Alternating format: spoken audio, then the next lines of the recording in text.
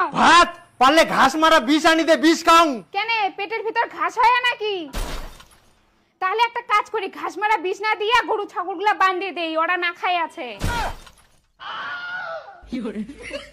দেখ উল্টা পাল্টা কথা কইস না, তোর ছোট বেটির কাণ্ড শুনি 14 গোষ্ঠীর খিদা মরি গেছে।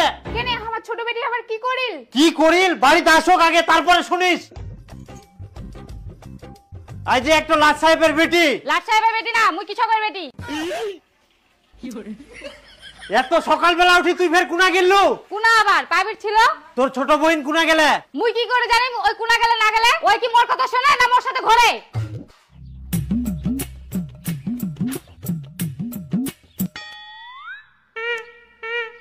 কি ব্যাপারতে সবাই একসঙ্গে দাঁড়াচ্ছেন? পিকনিক যাওয়ার প্ল্যান হচ্ছে নাকি? না না পিকনিক না হয়, লন্ডন যাওয়ার প্ল্যানিং করছি। যাবি?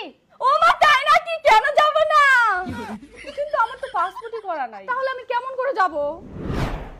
আজকে তো খানো, কালকে যে কি খামো। আর এইদিকে মেয়েগুলো স্বপ্ন দেখেছে আমরা বেলে লন্ডন ঘুরিবা যাবো। আমরাই না দাঁড়াইছি তোর জন্য। এত সকালে তুই কুনা গেছিলু?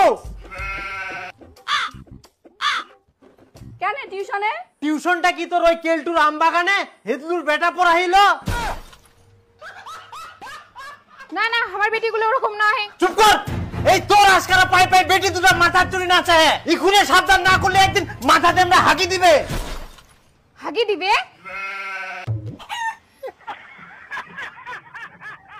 যাই হোক মুই বাঁচি কিনু। এই বড় বেটি একমাত্র মানুষ হল, মোর মান সম্মানটা রাখিল। তুই কেমন গে? তোর তো বয়সই হয়নি, তাতেই তুই প্রেম করে বেড়াচ্ছিস। বাবার মান সম্মানের কথা তুই একবারে ভাবলি না? নিজে যখন মাথার পোল্ট্রির হাত ধরে ঘুরে বেড়াস তখন বুঝি বাবার মান সম্মানটা রকেটের মতো উপরে ওঠে। हे प्रभु हे हरि राम कृष्ण जगन्नाथ प्रेमानंद। দেখ একদম ফালতু মিথ্যা কথা বলবি না কিন্তু। আমি মিথ্যা কথা বলছি? তুইও তো আমার মানে গেছিলি, আমি কি দেখি নাই? হাই সর্বনাশ, মুই একটা বেটিকেও মানুষ করবা পারনুনি। চি চি চি চি। হইছে হইছে, অত ওভার অ্যাক্টিং করবে লাগবে না, এখনকার যুগটাই এরকম। তুই চুপ কর, তোর জন্য এরকম হচ্ছে। হ্যাঁ মোর জন্য হয় না, আম গাছে তো আম ধরবেই। তোমরা তো প্রেম করে বিয়ে করছেন, বাবা মায়ের কথা শুনেননি। আর কি ভেবেছেন তোমার বেটি তোমার কথা শুনবে? অথচ তো বাদ দাও, আমাকে ছেলেগুলোকে যেন বাড়িতে নিয়ে আসে, তারপর দেখে শুনে সিদ্ধান্ত হবে।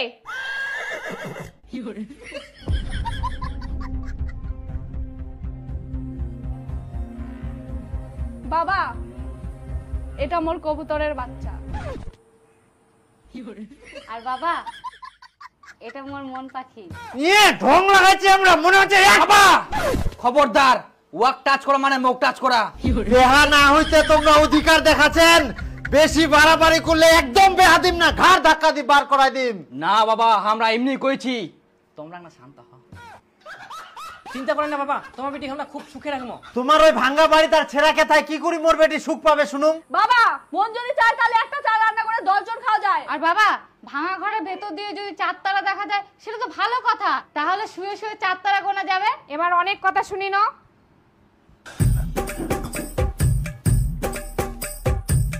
কি ব্যাপার, শ্বশুর ঘর ঢুকিল কি জন্য? হাসুয়াটা সার পাইল নাকি আবার?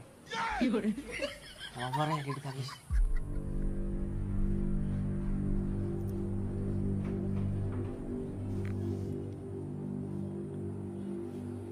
টাকা দিয়ে আমার ভালোবাসা কিনে নিবা যাচ্ছে মনে হয়। বাবা তোমরা কি ভাবিছেন টাকা দিয়ে আমার ভালোবাসা কিনে নিবেন? আমার ভালোবাসা কি এত তুচ্ছ?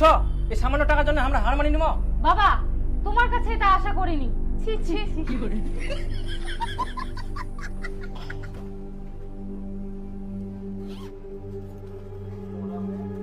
ও খালি এইদিকে মোর নুন আনতে পান্তা পুরা, আর তোমার ওই ভালোবাসা কেনার জন্য টাকা দিম? তুই কোন এলাকার জমিদার? হ্যাঁ কিছুই যখন নাই তাহলে ব্যাগিলা আনি দিলেন কেন? ব্যাগটা তোমার জন্য।